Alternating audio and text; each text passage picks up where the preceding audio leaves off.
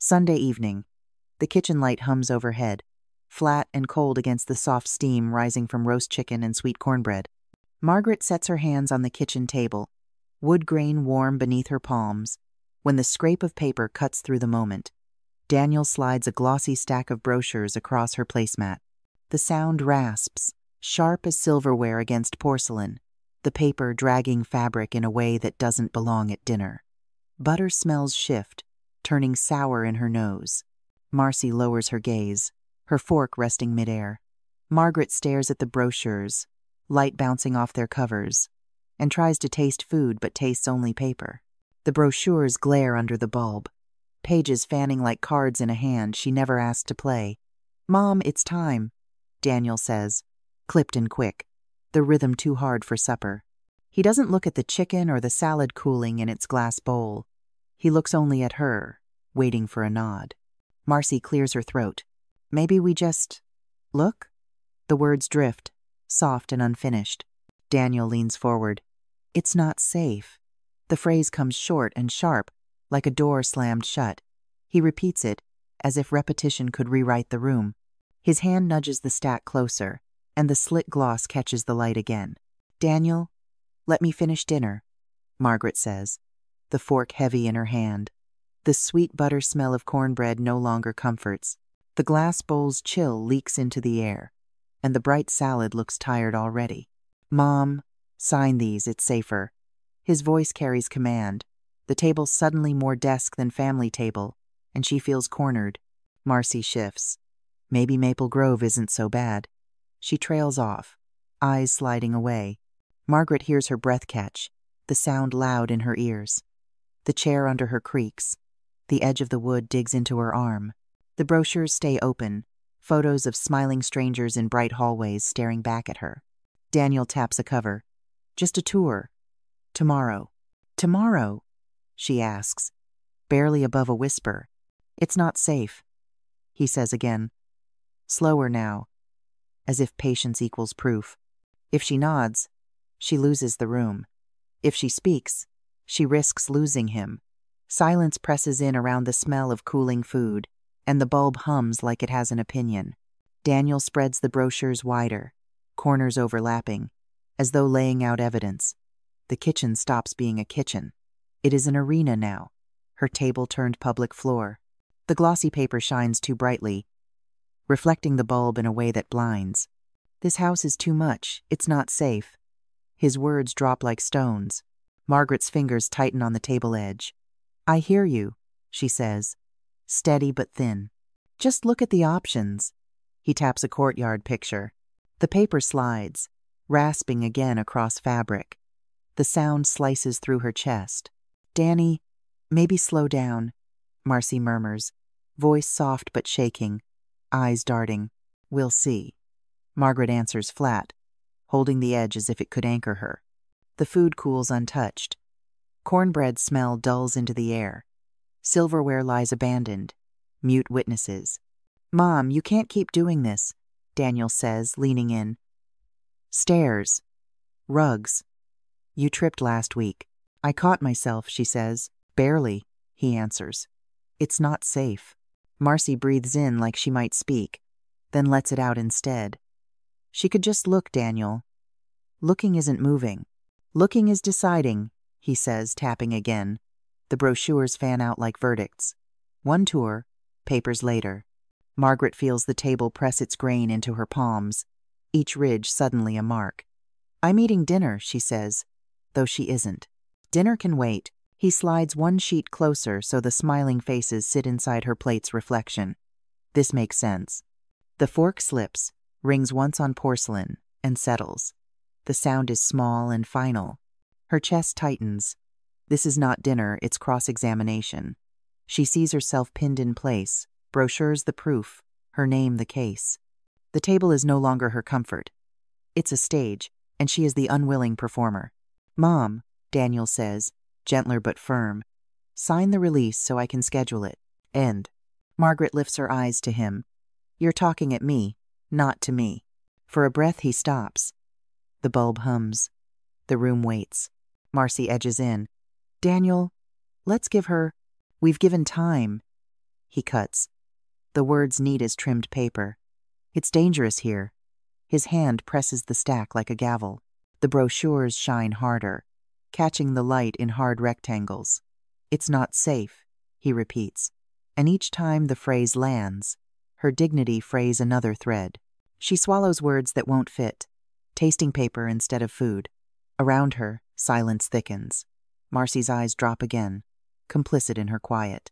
Margaret stares at the roast chicken, dull now, steam gone. The salad glass is cold, untouched leaves wilting. The brochures sit bright and foreign on her placemat, intruders at her own meal. Her inner voice whispers, asterisk. Why now? Why here? Asterisk. Robert's empty chair holds its shape like a shadow that can't be swept up. His absence stretches like another presence, filling the spot Daniel rushes to occupy. Asterisk. If I let this moment define me, I disappear. If I resist, I risk losing my son entirely. Asterisk. The words replay. Asterisk. It's time. It's not safe. Asterisk. Each echo presses against her chest, heavier than the bread she cannot swallow. She clears her throat. Let me clear the table, she says low, but her hands don't move. The grain of wood presses into her palms, steady as a pulse, keeping her in the chair. Shock lingers. Humiliation rises when Marcy looks away again. Asterisk. My own kitchen, my own meal, turned against me. Asterisk. She counts the small sounds, bulb hum, a distant car, the house breathing, and none of them belong to family. She imagines walking through those bright halls on the pages, a stranger in a place where everything smells like sanitizer and lemon, not butter and chicken and the life she set here. The brochures gleam. The questions gather behind her silence, and they don't leave. The room holds its breath. Margaret lifts her hand as if to gather plates, then rests it back on the table. The glossy covers shine like little windows that only open one way. The kitchen feels thinner, its warmth peeled off by a steady scrape of control.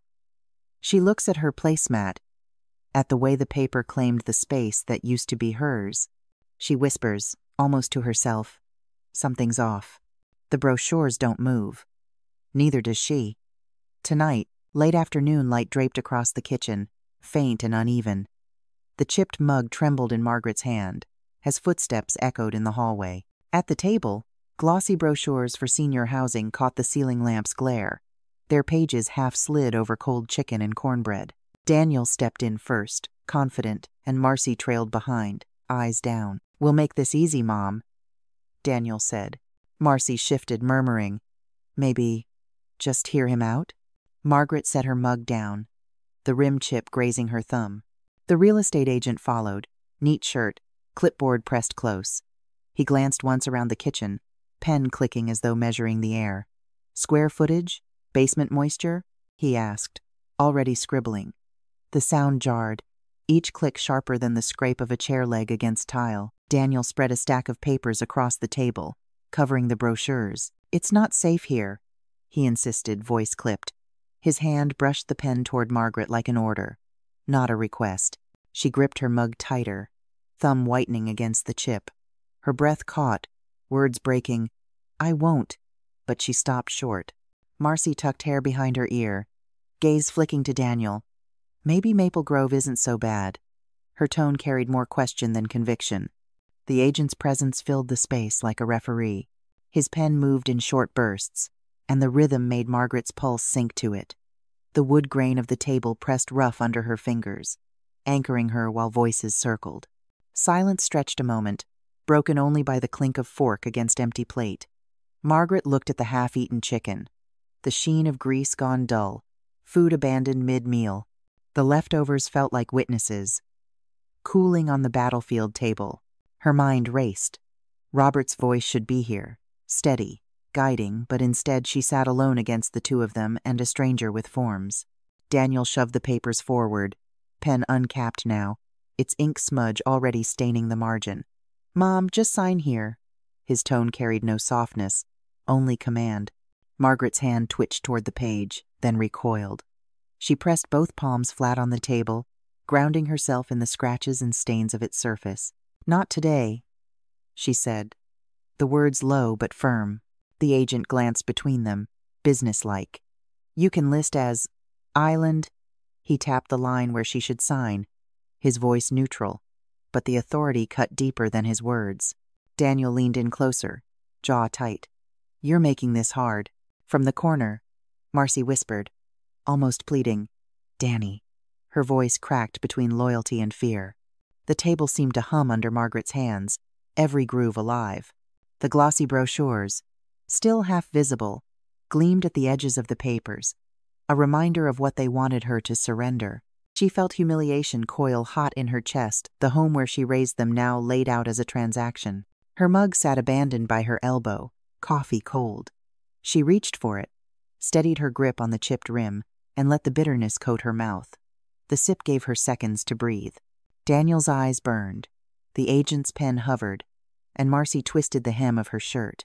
Margaret held the mug like a shield, words lodged in her throat but resolve stiffening. She would not be moved, not by pressure, not by paper. The kitchen quieted when the agent gathered his clipboard. The door closed behind him, footsteps fading. Papers still lay scattered, but the pen lay silent now. Margaret stared at the table's scars, tracing them with a fingertip. Her heart thudded slower, but the humiliation clung like smoke. She whispered, barely audible, Robert would know what to do. The empty air gave no reply. She set the mug down too hard, a faint crack forming along the chip. The sound startled even her, like a tiny fault line breaking open. Her phone buzzed on the counter. She picked it up, thumb hovering. She typed, Mrs. Jackson, can we talk? But she didn't send it. The words blinked back at her, a lifeline she wasn't ready to throw. Marcy lingered by the doorway, silent. Daniel's shadow had already left, leaving only the muffled slam of a car door outside. Margaret pulled in a breath, steadying herself. Her eyes drifted upward toward the attic. A thought stirred, fragile but clear. Somewhere above, behind the dust and boxes, answers might wait. She rose, steadying herself on the back of the chair. The brochures still lay on the table, their glossy edges catching light like bait. She glanced at them once more, then looked away. I need the chest, she whispered. The words were hers alone, sharp as the edge of the chip she felt against her thumb. The attic would not wait forever. Tonight, she would climb. The house lies still, only the hum of the fridge below and the faint tick of pipes. Margaret sets her chipped mug on the stair landing, the warm ceramic edge brushing her thumb. She climbs toward the attic, breath unsteady, suspicion driving her into the dark. Dust swirls in the flashlight beam, cedar scent sharp in her nose. She whispers, Okay, Margaret. One step. The ladder creaks, the attic door pushes open, and the dry wood smell presses down, heavy and expectant. She moves across the narrow boards, careful not to kick loose insulation. The flashlight cone jitters with each step. The cedar chest waits in the far corner, its outline familiar, its lock small and plain. Margaret kneels, brushing dust from the rim. Where's the key? Got you, she mutters as her fingers scrape a saucer on a nearby shelf. The tiny metal clink feels louder than it should. Her breath catches. She counts silently, 1, 2, 3, 4, 5 before sliding the key in. The turn is stiff, but it yields. The lid thumps back, releasing a dry cedar gust. Inside, folded blankets, old receipts, a stack of yellowed envelopes. Her hand trembles as she digs deeper. Please be something, she says. A sealed envelope surfaces, wax still intact. She holds it close, feeling the rough edge against her thumb. The attic is too hot, sweat slipping down her neck. The seal resists. Don't rip it slow. Her voice shakes.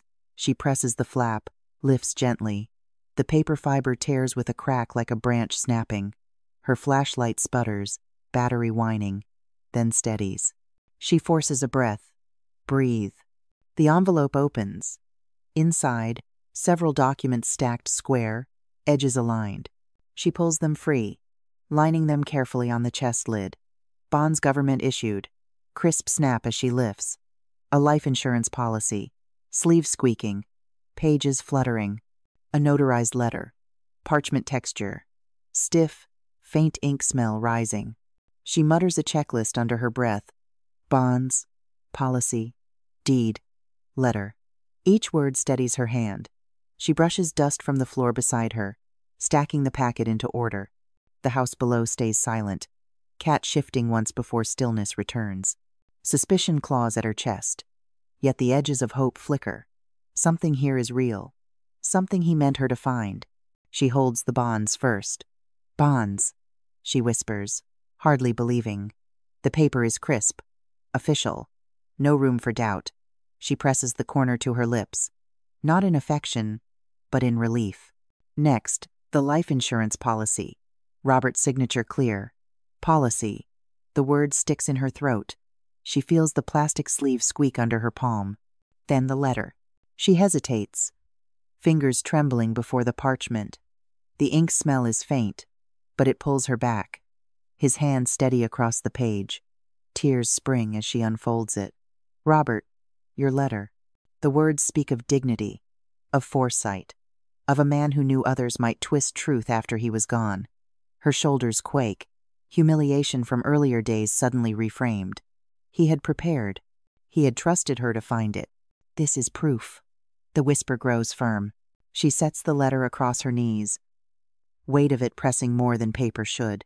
The flashlight beam fades at the edges, but her resolve sharpens. She gathers the documents. Bonds, policy, letter stacking them square, edges aligned like the packet they are meant to become. I can fight, she says aloud, voice carrying into the rafters. For a moment she sits frozen, listening to the thrum of her heart and the small sigh of air through the attic vents. Suspicion no longer dominates. Shock and relief swirl, leaving her trembling yet anchored. She looks again at Robert's signature, finger tracing the line with reverence. Margaret presses the packet against her chest, cedar scent rising as the lid weights open beside her. The humiliation she carried, the whispered doubts from family, all collapse against the solidity of these pages.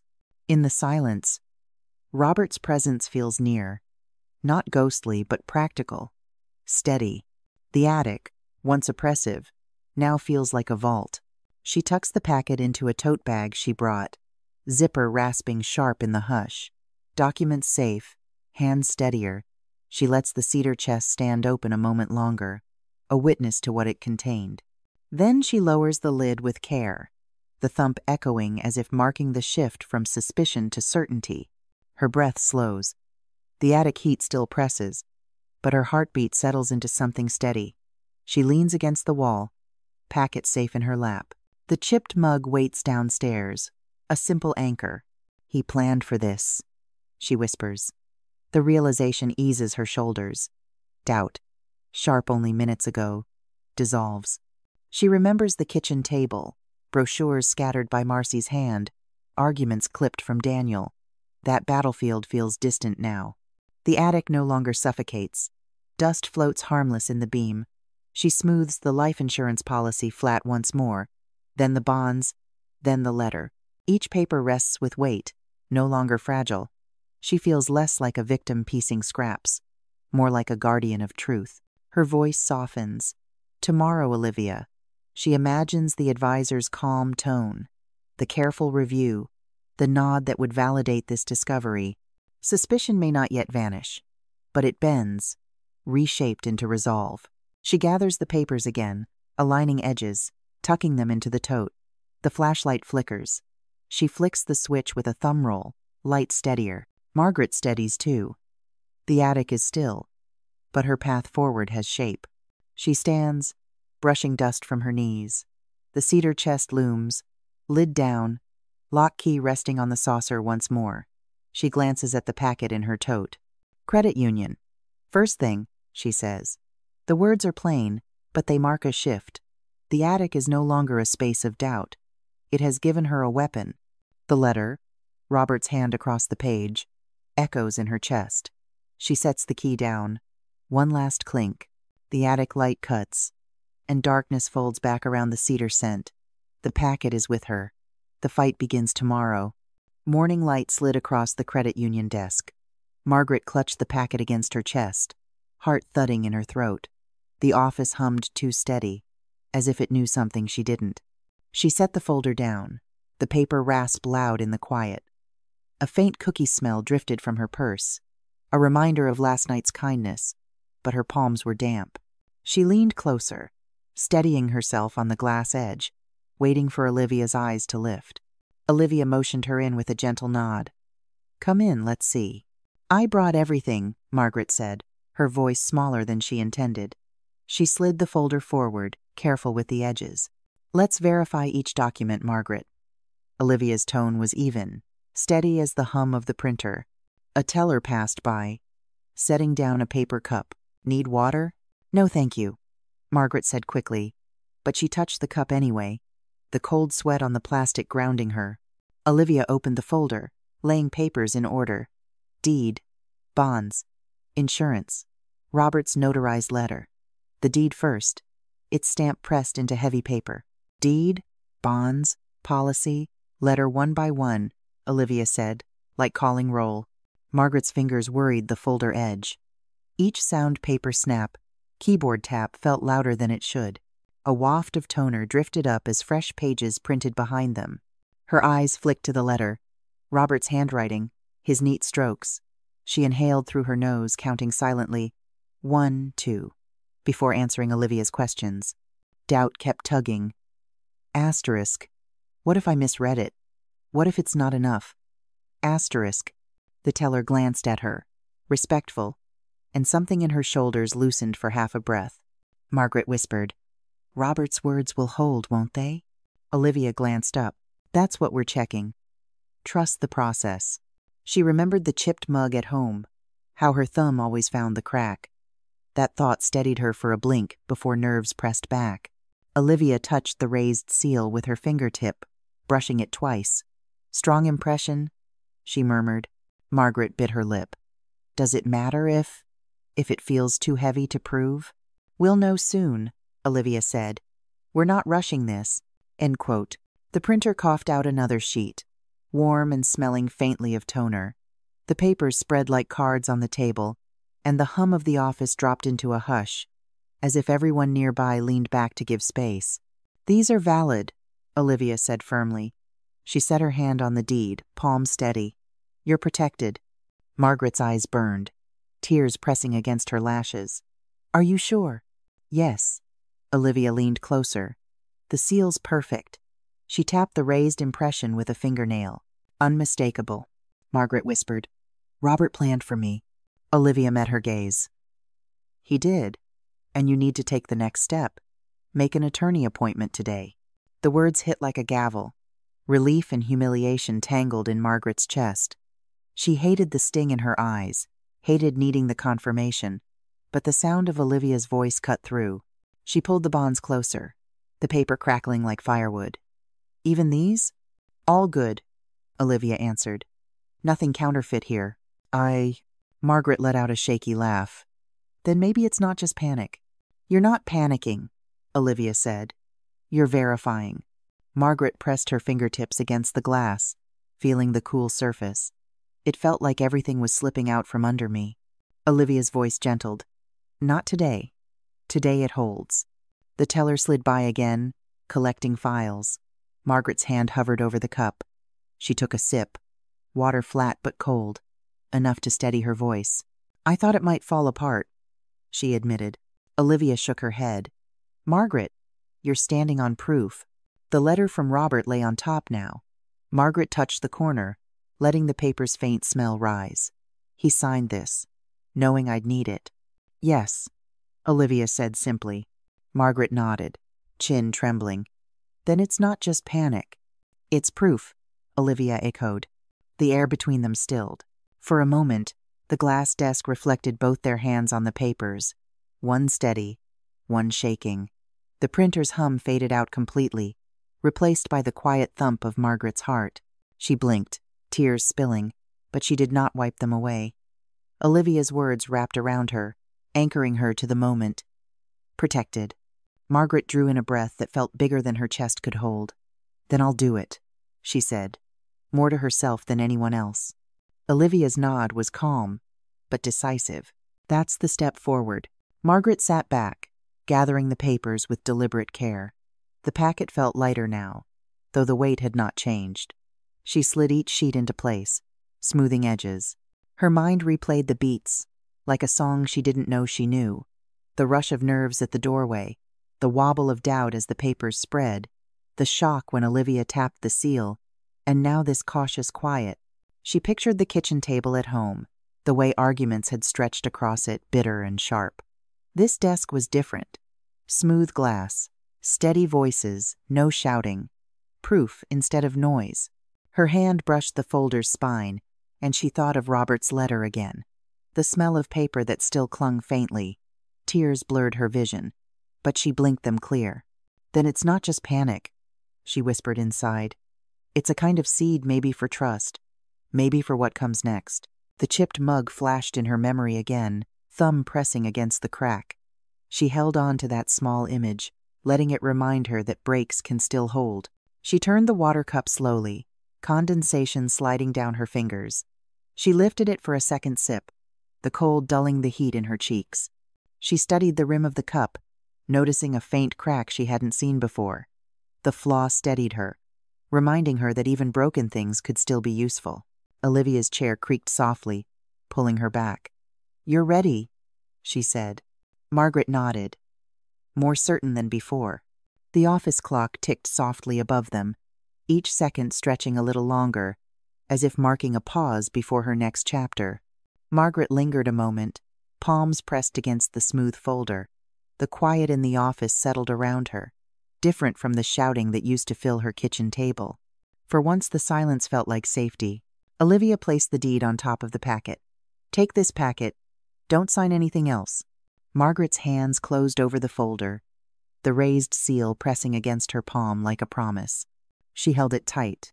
Afternoon light slants across the shelves, the office thick with leather and paper. Margaret sets the evidence packet on the attorney's desk, her hand heavy, her jaw set. Relief flickers, but dread presses harder, the kind that makes a quiet room ring. A stapler clicks once from the assistant's side desk, crisp as a metronome.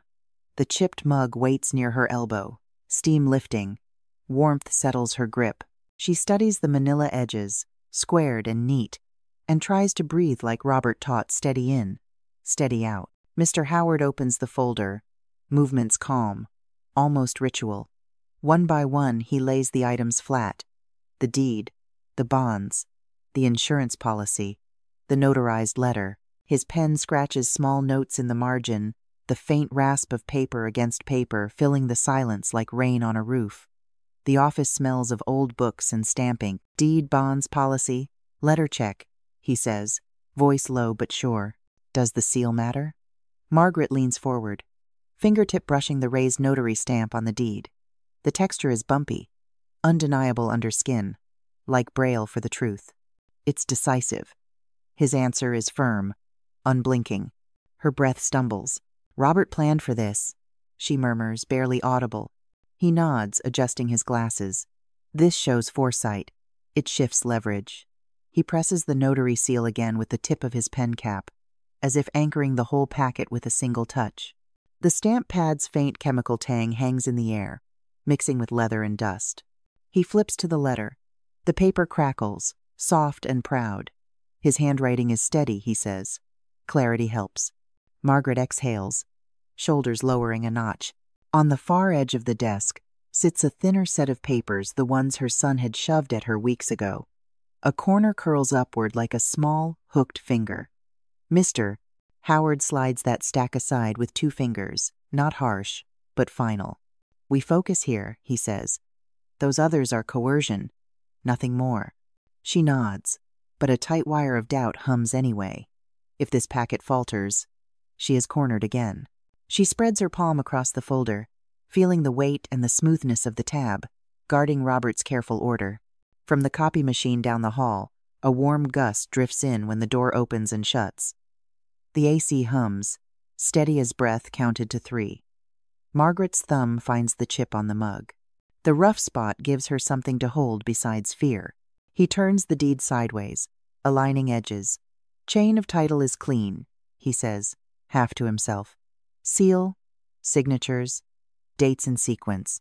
He underlines a line with the flat of his nail. Good. She lets another breath out. The room feels less sharp at the corners. Mr. Howard centers the deed in front of her, then taps the raised seal with one finger. This will stand in court. Margaret inhales, quick and bright, eyes watering though she wills them steady.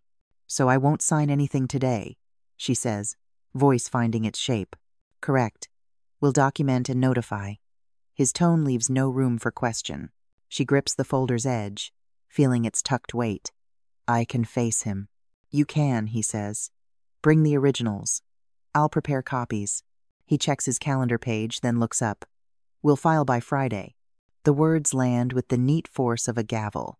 Relief surges, tinged with something like defiance. For the first time, she imagines standing before her son not as prey, but as someone holding ground. Her thumb finds the chip on the mug again, rough against skin. She lets her hand stay there a moment. Steady, he draws the letter closer. We'll attach this. It's clear, respectful, notarized. It supports intent. She swallows. He always wrote that way. Mr. Howard slides everything back into order deed, bonds, policy, letter squared edges, even stack. These are your shield. She nods. The breath she takes is deeper now. He outlines next steps with quiet, practical certainty. I'll send notice to opposing counsel. If they push new papers, you say, my attorney will review.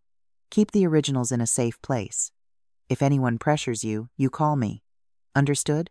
Understood, she says. If there's a meeting, I'll be there. Thank you. We'll bring this to a judge if needed, he adds. The record is your friend. She hears the words and finds they sit inside her chest like a beam, simple and load-bearing. Inside, a voice rises, clear as a bell struck once. It stands. I stand. He closes the folder and hands it to her, palm flat, respectful. Take your time getting home. No calls you don't want to make. You choose the pace. Margaret straightens. I choose it, she says. The words feel new and correct. She gathers the packet. The paper rasp sounds loud in the quiet office. The leather chair creaks as she leans back for a second, not running, not bracing, just sitting still. The room's hum returns to normal size. Robert's letter lies on top, his neat lines speaking across the years. She mouths a fragment she knows by heart. I kept this for you. It cuts and heals at once. Robert knew. She whispers, not to prove anything, only to name it. Mr. Howard's voice softens. You're protected, Miss Thompson. She nods, not trusting her voice. The mug's warmth remains against her palm, the chipped edge pressed into her thumb like a small reminder. Her grip changes from clutching to holding. The doubt that had teeth feels duller now. She draws a breath in, counts to 3, lets it go. The AC's steady hush keeps the rhythm for her. Shoulders lower, spine lengthens. She feels the room make space around her again. She pictures the porch at home in late light. She will stand there with the packet, not to wave it like a flag, but to remember that it is real. She will speak when she is ready. Strength gathers in that plan, quiet as steam off the mug. Mr. Howard stands and walks her to the door. Tomorrow you stand tall. The words settle like a final seal. She steps into the brighter hallway, the packet firm against her chest, leather scent following from the office. Sunlight through the frosted glass is sharper than when she came in, a clean edge on the day. Her thumb presses the chipped rim one last time before she lets the mug go. Resolve holds, simple as breath. The deed seal stays with her, and so does the packet. She will face her son. She will choose the pace and the place. The porch lights hum as dusk leans across the street. Margaret lowers herself onto the swing, the chains grown steady under her weight. Her hands still tremble, breath shallow, the air sharp with lemon and sugar. Mrs. Jackson sets down 2 sweating glasses, ice clinking. Sweet tea first, then we talk, she says. Margaret's voice cracks. I couldn't taste dinner. A plate of oatmeal cookies lands between them. Cicadas rasp. Margaret wraps her fingers around the cool glass, searching for calm. Mrs. Jackson eases back, swing creaking. Tell me what happened, honey. Daniel brought papers. Brochures again? Margaret murmurs, eyes flicking to the glossy stack left on the corner table. their slick surfaces catching porch light. The chemical ink smell clings in her memory. Mrs. Jackson shakes her head. He's pushing control. Margaret picks up a cookie, but the crumble turns dust dry on her tongue. She sets it down, napkin wrinkling under her palm. I found Robert's letter. The deed. Bonds. Everything's still there. Still, when Daniel slides things at me, I freeze. The neighbor sips tea, thumb rubbing the rim. Because he wants you silent. Margaret's breath hitches. She sees again the placemat's rough fabric sliding across wood, Daniel's hand pressing papers forward. That sound echoes louder than cicadas, louder than her heart. She grips the rail. The swing squeaks, marking time. I'm tired of that sound in my head, she blurts. Louder than intended. Mrs. Jackson leans in, warm but firm. Then use the proof. That packet is stronger than his shove. Margaret steadies herself. She looks toward the brochures, still untouched. Their edges gleam, but they feel hollow compared to the weight of the packet hidden inside. The condensation from her glass drips onto her wrist. She presses her thumb against the bead of water, grounding herself. I thought about throwing those brochures out, she admits, voice low. Mrs. Jackson tilts her head. Better to bring what matters. Court listens to evidence, not pamphlets. Margaret exhales slowly, as if the porch air itself presses resolve into her chest. You have proof, Mrs. Jackson says, voice sharpened. Margaret's fingers whiten on the glass. She steadies her breath, every nerve alive. I'll take it public. Good. Court, not kitchen. No more sliding things at me. Mrs. Jackson grips her hand, warm and steady. Stand tall tomorrow. I will. The words hang, louder than cicadas. The porch hushes, the swing chains still as if holding its breath. A neighbor shuffles past on the sidewalk, offering a wave, but Margaret barely sees. She looks again at the brochures, glossy edges catching amber porch light. They shine like bait. She refuses the lure. Her thumb taps the cookie crumb stuck to the napkin, brushing it aside. She feels ridiculous, remembering how powerless she felt at the table, how her breath had frozen as Daniel's hand pushed. The placemat slide echoes again, but now she counters it with the imagined scrape of a courtroom chair, the weight of a judge's gaze. She takes another sip, ice nudging her lip, lemon sting clear. The glass feels firmer than before, less fragile. Mrs. Jackson leans closer. Say it plain, Margaret. Not for me, for you. M. Margaret swallows then. I will walk into that courthouse. The packet goes with me. Daniel doesn't get the last word. Mrs. Jackson nods, satisfied. There she island. The porch swing creaks when Margaret shifts. The chains sound no longer weary, but steady even. She presses her free hand against her thigh, the imagined packet edges stiff under her palm. Silence thickens, but it no longer suffocates. It shelters. Margaret feels heat rush to her face. Not shame, but strength. The night hums with cicadas, porch light buzzing above. She meets Mrs. Jackson's eyes, and for the first time that day, she doesn't look away. The porch settles into quiet. Margaret leans back, shoulders lowering as if unstrapped from a burden. Shame still flickers beneath her ribs, but it no longer owns her. She pictures tomorrow. The courthouse steps, the packet seal catching light. Mrs. Jackson lifts her glass. You're not alone. Margaret nods, whispering, Thank you for staying. As the ice shifts inside her own glass, cubes collapsing into thin water. She watches lemon slices float, pale yellow fading. The sweetness lingers on her tongue, soft aftertaste of sugar and tea. Her mind drifts back to the silence that followed Daniel's shove, the choking pause when words jammed in her throat. The memory cuts sharp, but here on the porch, cicadas drown it out. The swing's steady creak gives her rhythm. She presses her thumb against the chipped mug waiting by the door. She pictures pouring coffee into it at dawn, carrying warmth into her chest before stepping into daylight. That mug will be her anchor tomorrow. Margaret glances at the brochures once more. Their shine no longer tempts or threatens. They look flimsy, paper-thin against the weight of truth waiting in her packet. She draws in a long breath, steadier than the one before. The brochures glint from the corner table, but she does not reach. The cookie lies half-eaten, forgotten, crumbs scattered like faint ash. The porch swing moves gently. No push needed. Its groan blending with night insects. Margaret lifts her glass once more. Condensation cool against her palm. The rim steadies her lips. Tomorrow, the courthouse. The words fall like a gavel. Sharp. Final. The wooden benches creaked as the clerk's voice cut across the room. Fluorescent lights buzzed overhead, flattening every expression into a pale mask. The bailiff called, "All rise," and shoes scraped against the marble floor. Margaret clutched the thick evidence packet, its edges biting into her palms, steadying her breath as the courtroom air pressed down. Beside her, Marcy twisted the strap of her purse, eyes lowered. Daniel leaned forward, smirk tugging at his lip, as if this were already decided.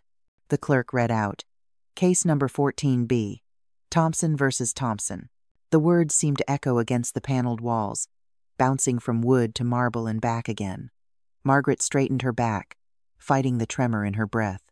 She held the packet closer, hearing the faint shuffle of papers inside, like a reminder of what still mattered. A dry, lemony scent of furniture polish lingered at the rail, and the courtroom air felt cool on the skin of her hands. Daniel slid the legal papers across the polished table. The slap of paper against wood rang out, sharp and deliberate. He leaned low, voice controlled but cutting. "It's simple paperwork." Marcy shifted uneasily, whispering, "Danny, not now." Her hand tightened around the purse strap, knuckles pale. Her eyes flicked toward the gallery, then back to the papers, as if the pages themselves might scold her. The clerk's eyes flicked up. "State your names for the record." Margaret's voice, though tight, carried. "Margaret Thompson." The buzzing lights droned, and the shuffling feet seemed to press at her ribs with every small movement. Daniel rolled his shoulders, his jaw set, as sweat beaded along his hairline. He flicked a glance toward the rows of wooden benches, then back at her with a smirk meant only for her to see. A cough rattled from somewhere behind them, and the moment hung, fragile and public. She swallowed hard, her throat dry, and forced her gaze forward. A voice in her head repeated, "Steady. Breathe." Steady. She counted a beat and shifted one shoe square beneath her, grounding her stance. The bailiff shifted in the corner, boots scuffing the tile, waiting for the judge's arrival. Margaret traced the seam of the packet with her thumb, remembering the raised seal inside, the one thing that could not be bent or smirked away. She pictured the pressed circle of that seal, white against the page, and let the image quiet the heat in her face. Daniel's hand came down again, this time flat over the legal papers. The sound cracked through the quiet like a gavel, and then hung there, daring anyone to breathe. His voice rose, shattering the formal hush.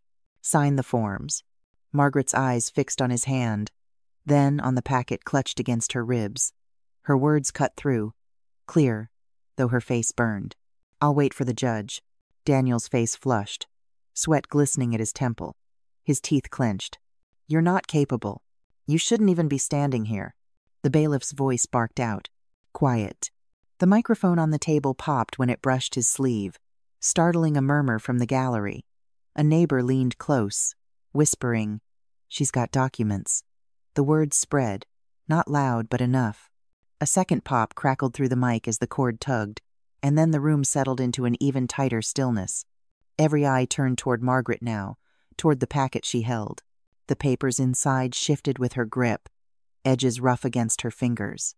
The air thickened, buzzing, as if the entire room inhaled at once and held it. She felt the weight of that attention land across her shoulders like a bar, and still she kept the packet high against her ribs. The varnish on the table smelled faintly sweet. Her palm was damp, where it touched the cardboard edge. Somewhere, a shoe squeaked against tile and stopped dead. Marcy lowered her gaze, lips pressed into a thin line. Her hand tightened around the purse again, but she said nothing.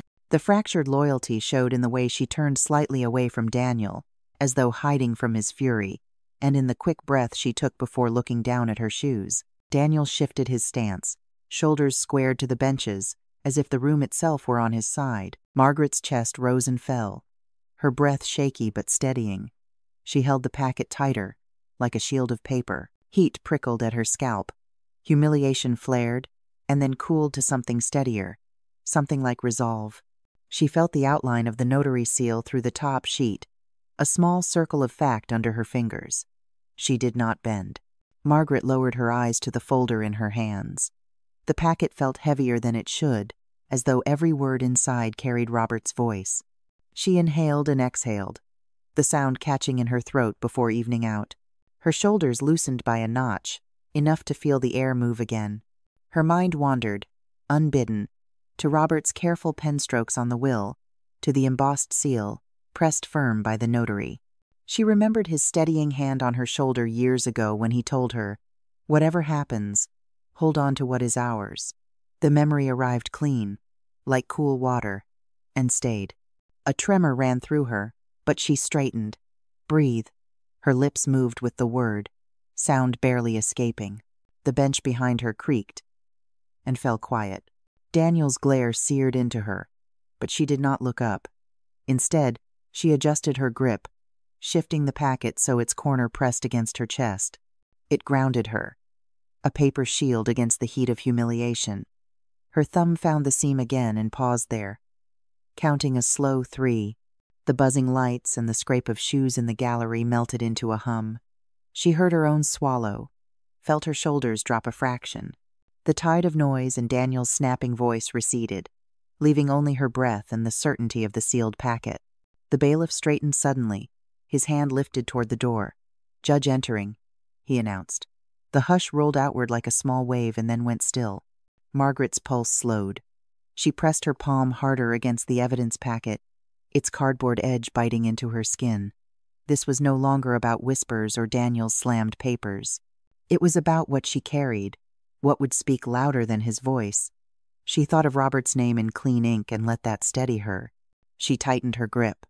The courtroom stilled, every bench creaking back into silence. She lifted her chin toward the bench as the door opened. She was ready for proof. The courtroom air was heavy, still as the judge raised his hand. The gavel's echo faded, and the clerk stepped forward with a quiet shuffle. Margaret steadied the manila folder against her chest, its edges biting into her palms. She rose, her voice firm. "Your Honor, I have documents." The folder rasped as she laid it on the table. Around her, murmurs swelled and then hushed. Every eye turned toward her, waiting. The clerk took the folder, flipping through the crisp layers inside. Each page crackled.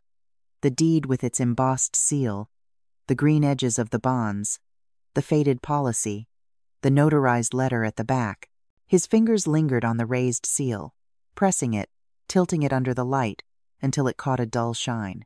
"Please state your name," the clerk said, glancing up. "Margaret Thompson," she replied, her tone clear, steady. "Exhibits received," he confirmed, sliding them toward the judge. Daniel shifted beside his lawyer, jaw tight.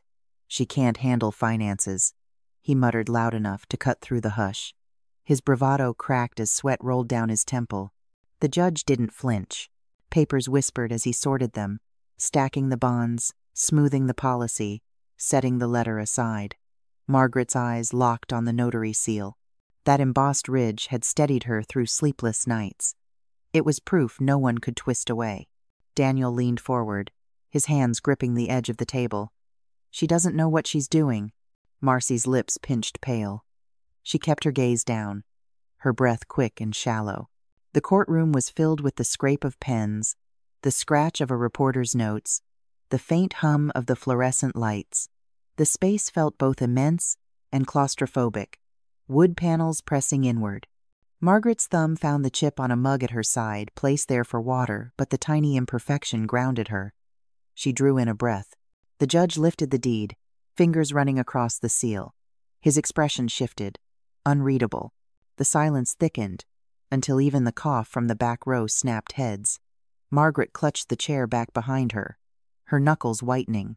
Margaret stepped forward, her voice rising above the hush. "This is the deed, with the raised seal." The judge held it up. "Let me see the seal." The clerk leaned close, eyes narrowing as he traced the emboss. "Seal verified." His words carried, bouncing off the paneled walls. Daniel shot to his feet. "This is manipulated." His voice cracked. anger bleeding into panic. Marcy's chair scraped as she turned to him. "Danny, stop. Please." Her plea trembled, her voice breaking. Murmurs surged across the benches. The reporter's pen clattered against her pad. The judge tapped the papers once, firmly, against the desk. "These documents confirm ownership." The line cut through the courtroom like a verdict already spoken. Daniel froze, his mouth still open, but no words followed. His shoulders sagged. Marcy's eyes filled, her lips parting with a soundless breath. The gavel struck, sharp and final. Order returned in a wave. Margaret's chest heaved, but she stood straighter. The notary seal glinted again under the lights, no longer just a stamp, but a shield. She felt the letter inside the folder, its words echoing in her mind. Dignity must never be surrendered. Daniel dropped back into his chair, staring at the table's grain. His hands trembled, fingers digging into his knees. Marcy reached toward him, then pulled back, her own hand curling into her lap. The judge shuffled the stack again, each paper clicking against the microphone base, amplifying the proof's weight. His gaze lingered on Margaret. For the first time, she didn't look away. The rows behind her leaned forward, witness to the turning tide. Every sound, the scrape of shoes, the creak of wood felt amplified. Margaret pressed her palm against the table, grounding herself in the grain, the texture rough beneath her skin. Her voice, steady but quiet, carried, "This is my home." The judge's brow softened. The clerk nodded once, setting the folder aside, marked and logged. Silence stretched as Margaret lowered herself into her chair. Her hands shook, but she clasped them in her lap. Her thumb rubbed the edge of the mug again, feeling the chip. The imperfection no longer meant fragility, it meant survival. She let her breath slip out slowly, trying to catch the rhythm of her racing heart. Daniel's earlier words claimed she couldn't manage her life, still buzzed in her ears. But the seal had shone. The clerk had verified. The judge had spoken. Her mind replayed Robert's letter, the line underlined in her memory. Dignity must never be surrendered. She whispered, almost to herself, "I am capable. This is my home." And the phrase felt heavier now, grounded by proof, anchored by the eyes of the court. Across the aisle, Daniel slumped, the sweat darkening his collar. Marcy leaned close to him, her whispers sharp, but he only shook his head. Margaret folded her arms, resting them against her chest. The echoes of the gavel still rang, but underneath, a steadier hum rose in her relief, threaded with ache. Vindication came with weight, not lightness. She straightened again, shoulders back. The seed of what came next already stirred. Fallout was coming, but for now, she had stood, and the truth had stood with her. The judge turned to the clerk. "Judgment will be entered." The words were plain, procedural, but final. The bailiff's voice cut through the hush. "All rise." Chairs scraped. Footsteps shuffled. Margaret stayed seated for a beat longer, her eyes fixed on the folder now resting at the edge of the bench. She thought of the raised seal, the letter's words, the mug's chip under her thumb. They were no longer just objects. They were anchors, witnesses, proof. She rose slowly, steadied by the weight of it all. This was her home. This was her truth. The noon light cuts through the high courtroom windows, flat and unflattering. Fluorescent bulbs hum overhead, casting a pale wash across the wood panels. Neighbors shift on the benches, shoes squeaking against the floor, the creak of old wood echoing every move. The judge's voice steadies the room.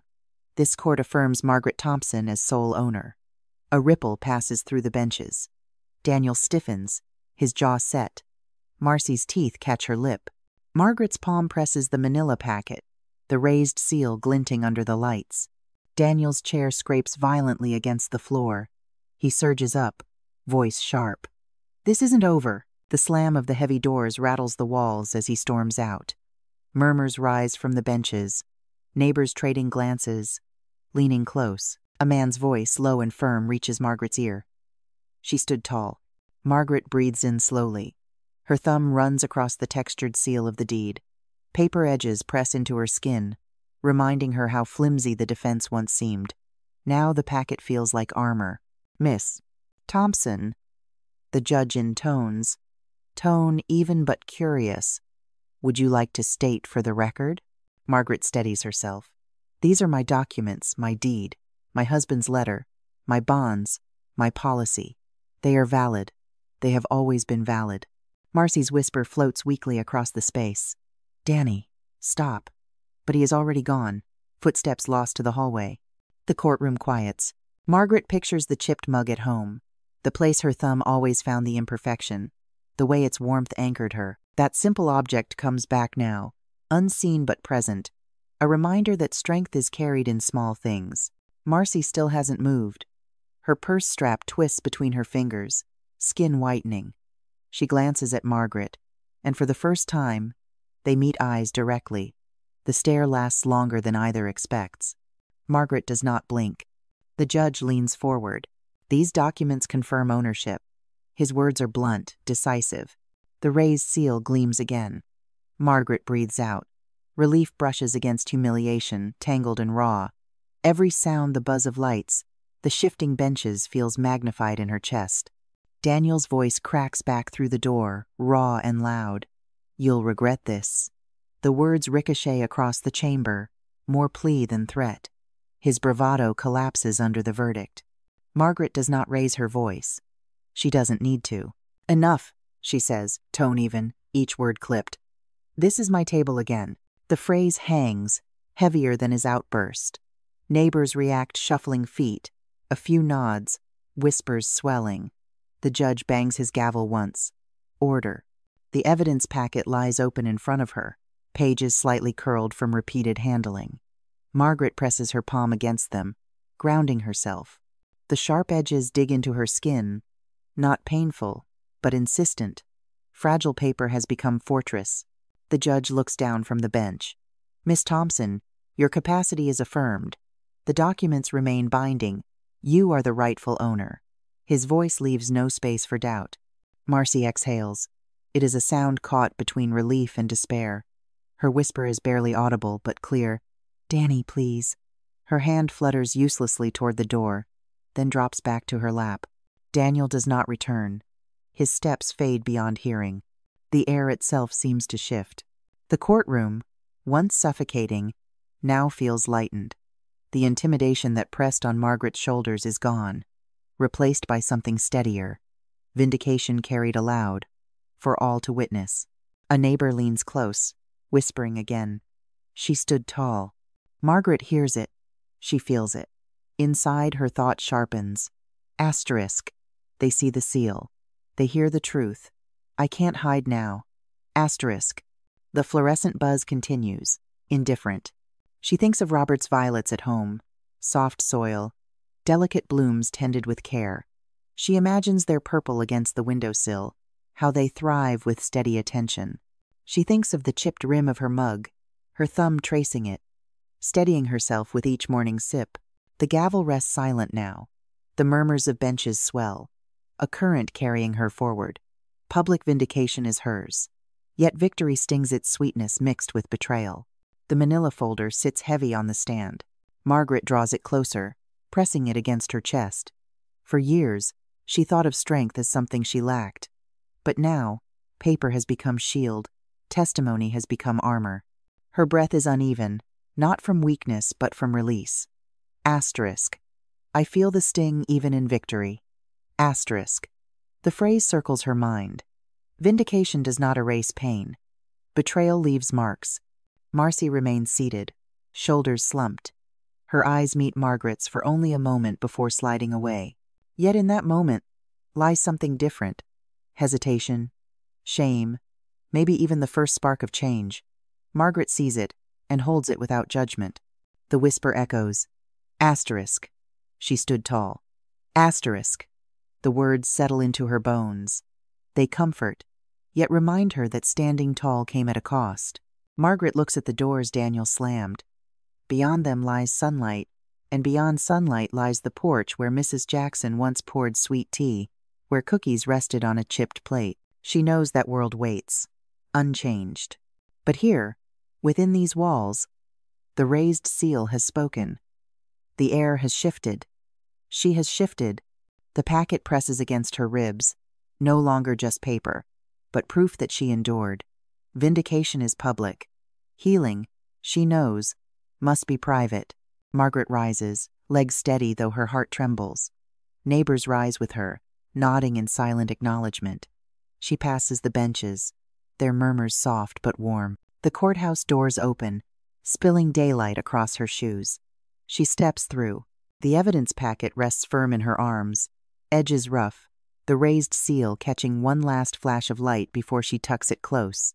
The packet in her hands is no longer questioned. Its weight echoes Robert's promise, and this wound will scar into healing. Sunday afternoon, light slid across the suburban street, pouring into Margaret's living room like honey. The air smelled faintly of cinnamon and coffee grounds, sharpened by the sugar glaze of the sheet cake already waiting on the table.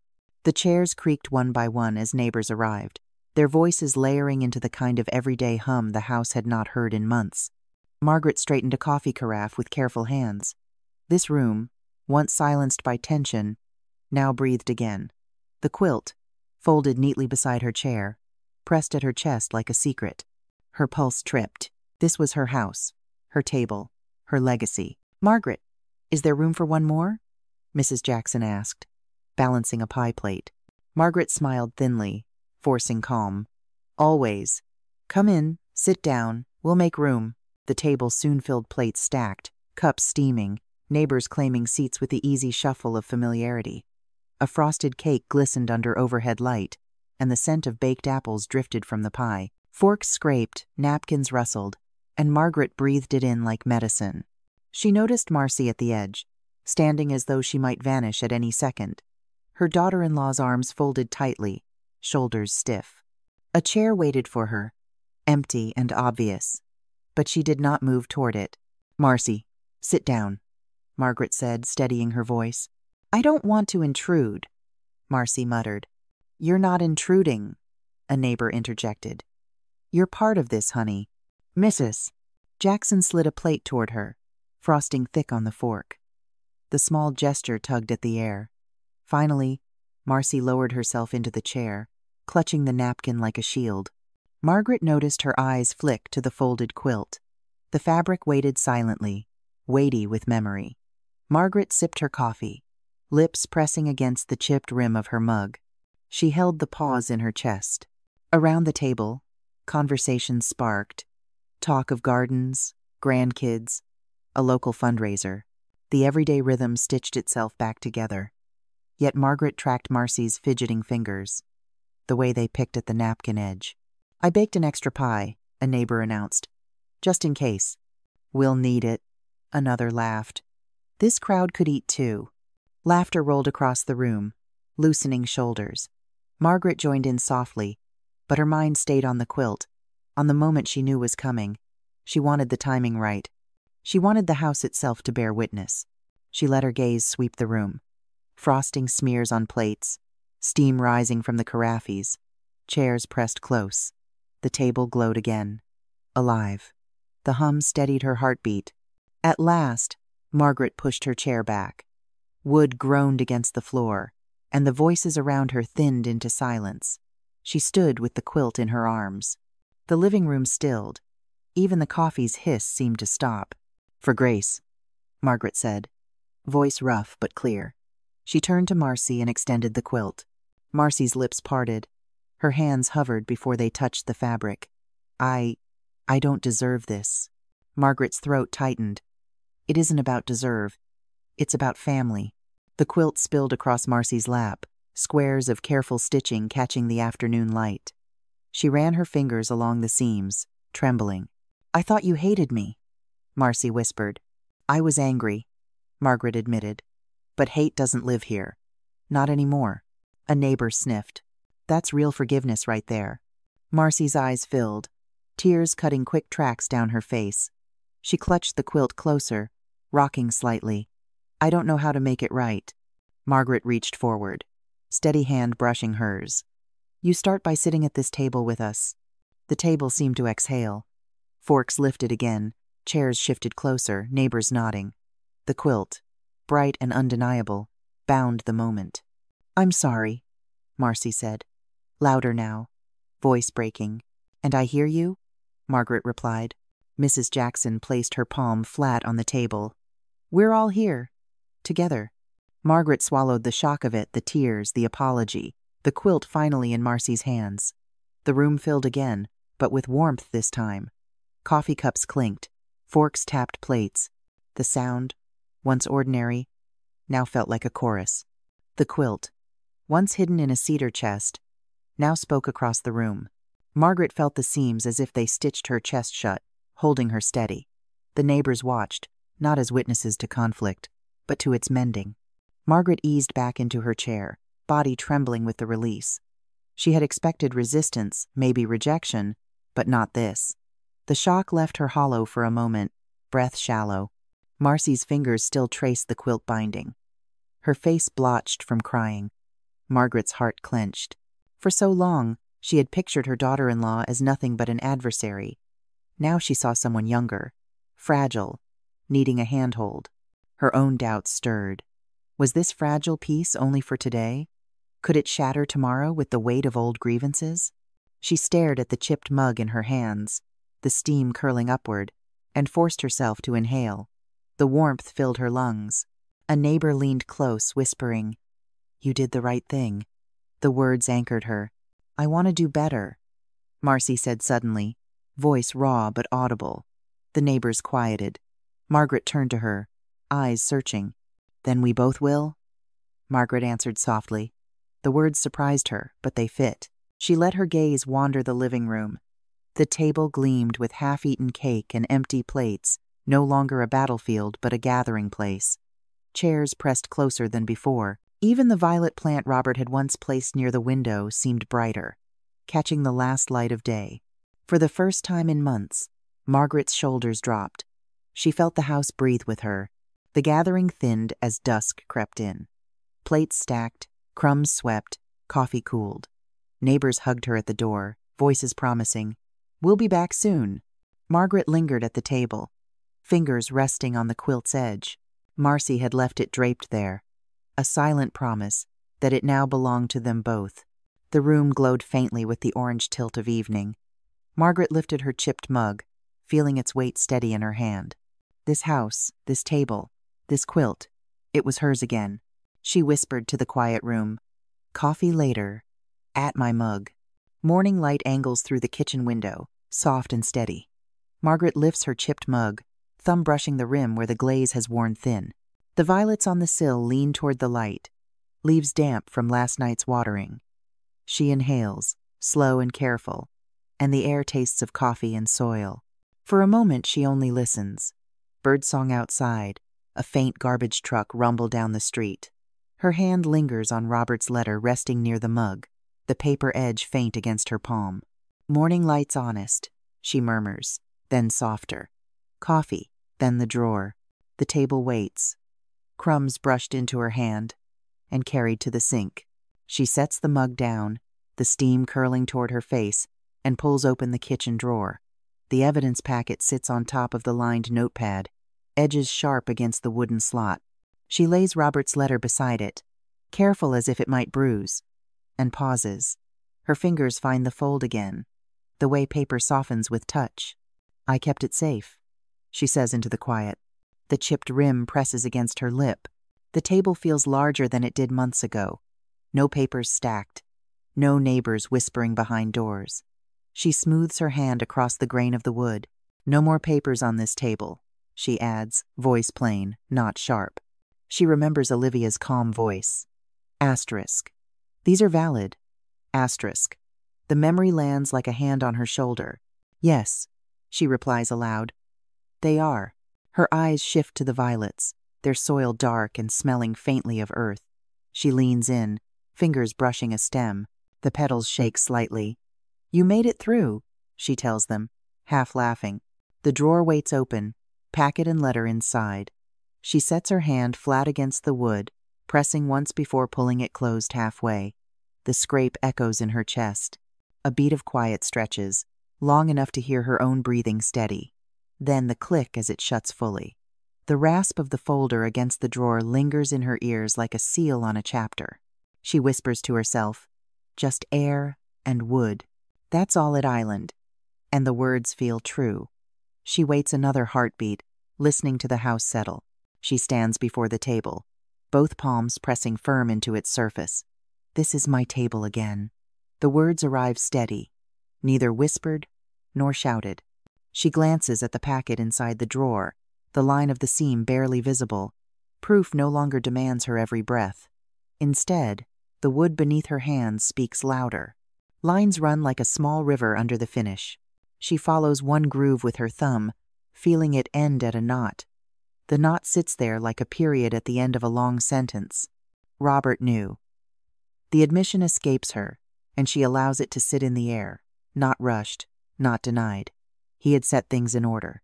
He left her the means to stand. The violets catch her eye once more. She bends to them, brushing a stray leaf, and the sight makes her chuckle. Look at you, violets. Their bloom isn't loud. It doesn't need to be. The chipped rim presses against her thumb as she lifts the mug again. The ceramic is warm, almost grounding. I'm okay, she says, the steam clouding her glasses for a blink. She wipes them clear with the heel of her hand and breathes again. A breath fills her chest and empties slow. We move forward. The room holds the words without argument. Her shoulders ease, the lines around her jaw softening. She glances at the chair, pushed neatly under the table. The quilt draped across its back waits, stitched cotton promising warmth. She runs a hand over the ridges, feeling every pull of thread. It is simple, and that is the point. She sits at last, mug on the table, violets near, the quiet so whole it hums.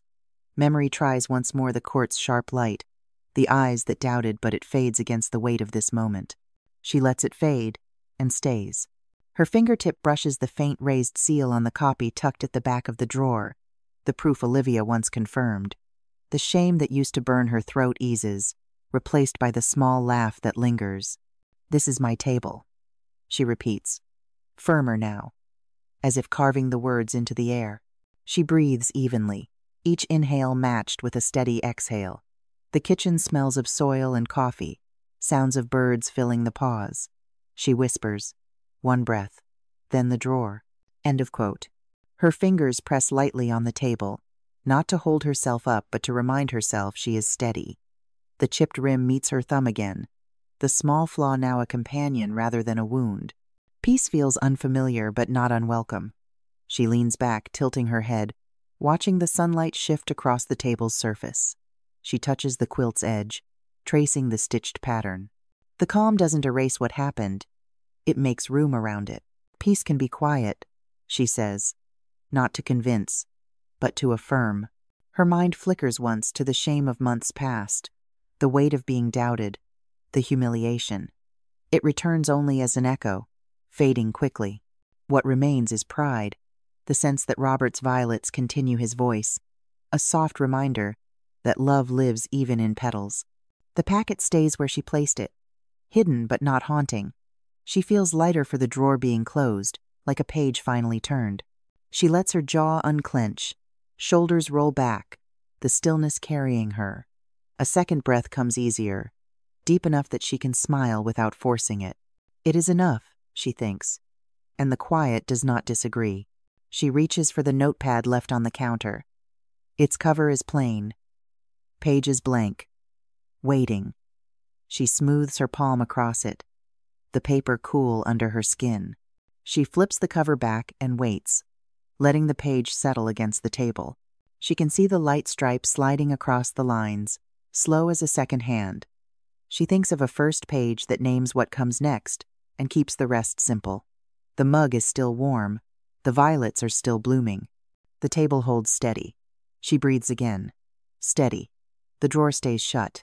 Time to write it down. The following week, in the quiet afternoon, Margaret sits at her desk. The quilt is folded within reach, violets bloom faintly at the sill, and a chipped mug rests beside her hand. The table creaks softly when she leans forward, pen poised. Her heart slows into a calm rhythm, different from the courtroom storms. She lets her thumb linger against the mug's chipped rim before steadying her page. A breath drawn, eyes closing for a count of 3, and then the first line comes. The pen scratches steadily, its sound the only pulse in the room, besides the hum of the desk lamp. Margaret writes the title in careful strokes. The Hearth Foundation. The words feel fragile and yet weighted, like holding the evidence packet once more, its stiff edges against her palm. She remembers the seal pressed into paper, the proof that finally shifted the tide. Now, she translates that authority into lines that might serve others. She whispers to herself, "Okay.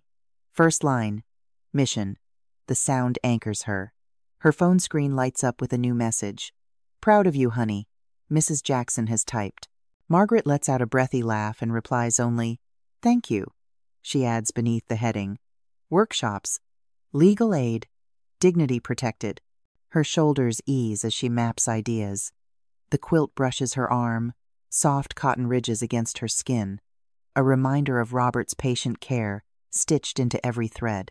The violets tilt toward the window light, green scent rising faintly each time she brushes the soil. She closes her eyes again, steadying, before listing, financial counseling, safe housing, peer support. The words are ordinary, but they glimmer in her chest like an aftershock of vindication. The mug's steam curls upward, catching her eye. She lifts it, lips catching briefly on the chip, and swallows. "Workshops? Legal aid?" "Yes," she says softly, pen moving once more. She pauses, fingers pressing into the page edge, remembering the weight of the packet, the evidence that restored her home. Now, instead of defense, she writes as an offering. Her hand stills when the phone buzzes again. She tilts her head, a small tremor in her lips, then smiles. It is Mrs. Jackson once more. A follow-up. "Don't forget, this is only the start." Margaret types back nothing, but the words pulse inside her. A memory breaks through, vivid as if replayed aloud. The judge's firm voice echoing in the chamber. "These documents confirm ownership." The phrase once sent a wave of shock through her, but now she lets it settle as strength. Another echo follows Daniel's furious voice. "You'll regret this." The bite of it had once left her shaken. Today, she answers aloud, steady as her pen. "This house stands." She writes faster, line after line. The raised seal, the crisp paper edges, the heavy folder, each detail resurfaces as fuel rather than threat. She hears Olivia's calm tone again. "You're protected," she adds in ink. "Legal literacy sessions, intergenerational support, advocacy training." Each stroke feels like she is building something Robert would have wanted, a way to keep his name alive through action. The pen scratches louder in her ears, almost drowning the lamp's hum. Her shoulders drop with each completed phrase. She says softly, almost like prayer, "The hearth starts now." The words vibrate through her chest. The mug, warm and imperfect, sits like a sentinel. The quilt's edge brushes her arm once more. The violets stand taller in the sunlight, as though leaning into her resolve. The table beneath her does not feel like an arena anymore. It feels like reclaimed ground, meant for writing and beginnings. She writes until her fingers ache. She pauses, lifts her mug again, lips brushing the chipped rim, and whispers into the steam. "That'll do." Margaret lowers the pen and lets her hand rest flat on the desk. The silence is not empty, but filled with echoes. Robert's violets on the sill carry their quiet fragrance, living reminders that roots can outlast storms. She touches the soil gently, dampness pressing into her fingertip, grounding her. Her inner voice softens. Robert knew. Tears blur the words for a moment, but she does not wipe them away quickly. They belong here, beside the ink. The memory of the brochures, the glossy paper slid across a placemat by Daniel surfaces, but it no longer stings. It simply marks the distance between humiliation then and mastery now. She lets her thumb return once more to the mug's chip, steadying herself. "I'll keep it safe," she murmurs, voice steady. The chipped rim feels like resilience pressed into ceramic, imperfect yet unbroken. Her shoulders drop, breath even. The quilt nearby is not just fabric but stitched history. Her fingers trace a seam, feeling its raised thread. The lamp hums faintly as her eyes close for another 3-count pause. The weight of the evidence packet flashes in her mind, but instead of fear, it feels like solid ground. She opens her eyes, steadied. The table in front of her has shifted in meaning. Not a stage for conflict, but a place reclaimed for peace.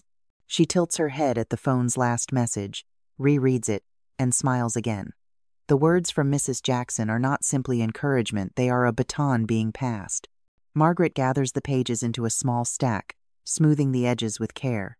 She looks once more at the violets, their stems bending toward the light, and at the mug, still warm with the last sip of coffee.